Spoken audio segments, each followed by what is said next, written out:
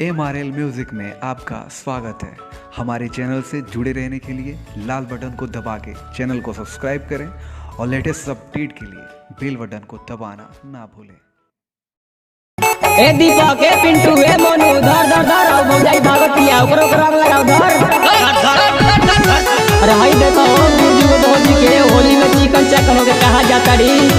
अरे हो ई तो चिन्हाते नहीं कि बिरजू वो भौजी है। ए ब्यास तनी कुछ सुनाओ इनका बारे में। होली में हुड़दंग मचा के ललका हल्का रंग लगा के पी के सब डीजे पे नाचल जाई।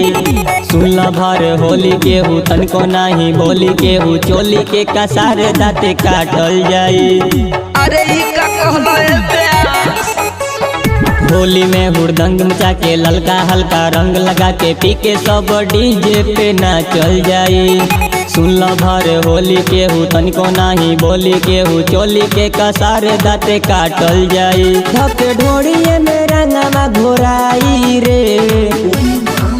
सुने सुने ना भतीजावा के माई रे। असो लहंगे प होलरी भजाई रे। सुने सुने ना भतीजावा के माई रे। असो लहंगे प होलरी भजाई रे।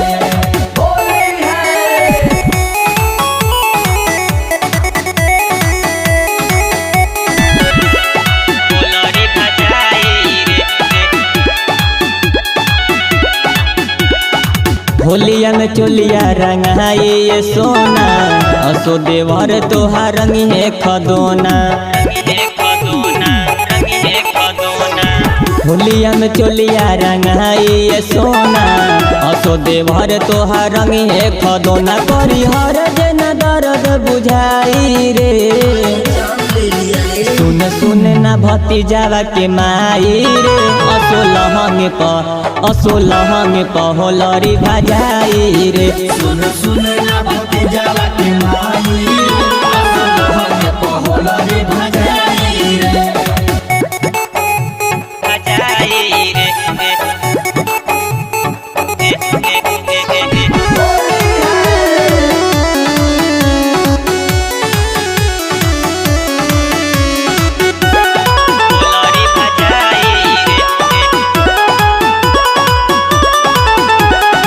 तुरली है रवि फूलल तोहर छेमी।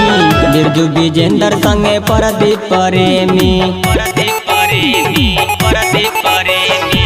तुरली है रवि फूलल तोहर छेमी। बिरजू विजेंद्र संगे परदीप प्रेमी। कोनो आंगन तोहर बच पाई रे।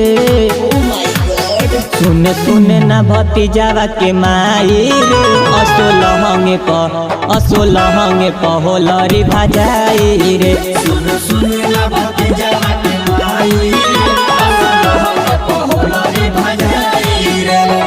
होली में हुड़दंग मचा के ललका हल्का रंग लगा के पी के सब डीजे पे नाचल जाई। सुन भर होली के हु तनिको नाही बोली के हु चोली के कसारे दाते काटल जाई। धके ढोड़िए में रंगवा घोराई रे। सुने सुने ना भतीजावा के माई रे। असो लहंगे प होलरी भजाई रे। सुने सुने ना भतीजावा के माई रे। असो लहंगे प होलरी भजाई